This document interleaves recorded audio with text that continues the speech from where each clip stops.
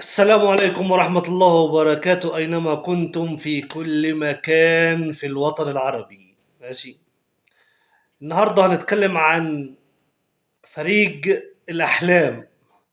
مين هو فريق الأحلام يا جماعة؟ فريق المعزولين، فريق المنسحبين، فريق المقدمين استقالاتهم، مش عارفين أنهي فريق بالظبط. المدرب النهاردة قاعد إيده فاضية. بيلعب الاسماعيلي في الاسماعيلي بس ايده فاضيه. والله العظيم يا جماعه، مدرب الزمالك دون ايده فاضيه، مفيش عنده ايد. مش عارف يعمل ايه، قاعد يعمل كده عينه وتصعب ولا حول الله يا ربي. وخالد الغندور بيقول ايه بقى؟ بيقول النادي الاهلي فاز على النادي الترجي الضعيف. ايه الضعيف؟ الترجي تونسي ضعيف. ما بالك من النادي الاسماعيلي. النادي الاسماعيلي اللي بدأ ينتعش، واخيرا النادي الاسماعيلي لعب على ارضه وعلى استاده وسط جماهيره العظيمه، الجماهير البرازيليه، برازيل مصر، الاسماعيلويه اللي النهارده عاملين روح في الاستاد، روح رهيبه، عاملين روح رهيبه. واضطر النادي الزمالك يخسر. فانت تخسر ليه يا عم الزمالك النهارده؟ لان برازيل مصر اللي بتلعبهم، فلازم يبقى واقف كده مرعوب، عنده جاله شلل. ان البرازيل هي اللي بتلعبهم. والله يعني النهارده بسم الله ما شاء الله على الاسماعيلي، يدنوا على كده طول المباراه، يدنوا على كده طول الدوري. لو دنوا على كده طول الدوري الاسماعيلي، هتلاقي الاسماعيلي في حته تانية في الدوري ان شاء الله، لغايه لما الدوري يخلص ويجي السنه الجايه كده بكل طموح وكل الصفقات الجديده اللي هيجيبها ان شاء الله. ونتمنى ان الجمهور الاسماعيلاوي بدل ما كان النهارده حاجات بسيطه يملى الاستاد تاني. ونتمنى الامن يتكلم في حكايه الجمهور دي. شايفين لافتات حلوه، وشايفين جمهور كويسه، وشايفين الوضع ماشي كويس ما بين الجماهير. والحمد لله التعصب هينزال وهيمشي. التعصب هيمشي. فهنضطر ان احنا نعمل ايه بقى؟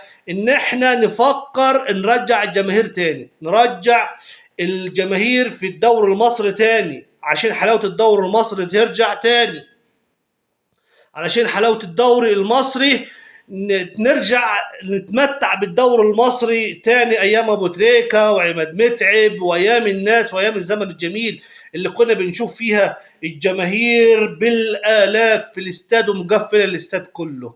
الف مبروك لنادي الاسماعيلي الفوز العظيم، الفوز التاريخي على نادي الزمالك النهارده.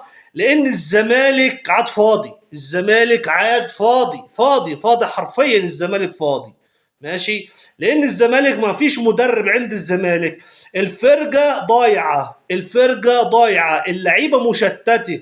المدرب بيقول للعيبه حلق واجري. يعني ايه حلق واجري؟ خدوا الكره اهي واجروا، اعملوا اللي انتوا عاوزينه تعملوه، اعملوه ويبرطعوا. ايه ده يا عم؟ ايه ده يا رؤى؟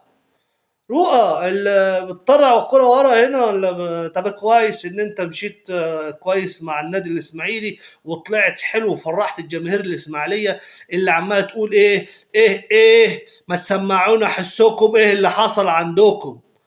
خدوها من النادي الاهلي في ماتش الهلال السعودي في كاس العالم للانديه. طيب ال- الاسماعيلويه يبنوا على كده بقى. الاسماعيلويه حمزه الجمل بسم الله ما شاء الله يبنوا على كده، يخلوا الفريق بتاعهم ويطمنوا لفريقهم، وعندهم فريق كويس ولاعيبه كويسه. لسه عبد الرحمن مجدي لما يرجع في فرقه كويسه، وحما يعني عادل عبد المنعم، احمد عادل عبد المنعم كويس الحارس بتاعهم. والناس اللي اصابت النهارده هنقول لهم ان شاء الله ترجعوا بالسلامه وتساعدوا فرقتكم الاسماعيليه. والزمالك بقى، انت الزمالك السنه دي يا زمالك مش هتشوف.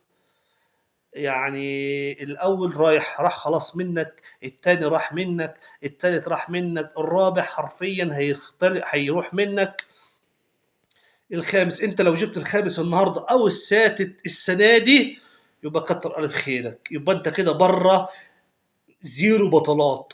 زلبطة بطولات، مفيش عندك ولا بطولة السنة دي. كاس مصر هتطلع منها، كانت بروكسي كانت هتطلعك من كاس مصر الجديد. النهائي اللي جاي ان شاء الله برضك هتطلع منه. كل اللي انت بتفكر فيه يا زمالك خلاص انتهى. ابنوا بقى، ابنوا فرقتكم من اول وجديد. اقفوا جارب فرقتكم يا جماهير الزملكاويه وابنوها من اول وجديد علشان ما تصحش. هي هتسيح لكن ابنوها، ابنوها وفكروا في فرقتكم. فكروا في فرقتكم، لان الاسماعيلي النهارده بصراحه حطمها، بصراحه الاسماعيلي حطمها. يعني الماتش احنا شايفين الماتش، بصراحه الاسماعيلي حطمها، حرفيا حطمها. هنقعد نقول حطمها لامتى؟ احنا بقى هنسيبكم علشان نروح نشوف الماتش المهم، الماتش المرتقب النهارده في كاس في دوري ابطال افريقيا. مين؟ سان داونز والوداد الرياضي، الوداد المغربي على ارض الوداد.